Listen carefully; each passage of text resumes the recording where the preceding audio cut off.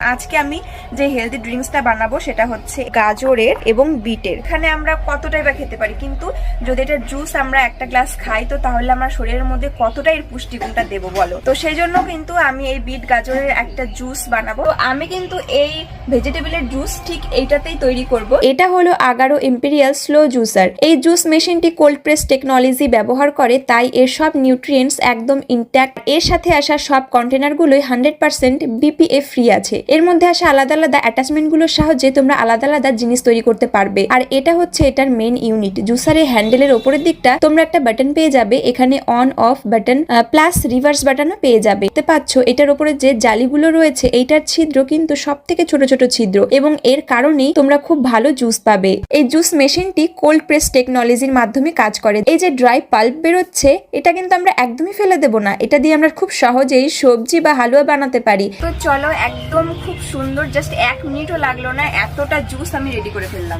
এই দেখো জুসটা এখানে 250 ml পর্যন্ত ম্যাক্সিমাম রয়েছে। তো 250 ml হয়ে গেলে কিন্তু আমরা এটাকে ঢেলে নেব।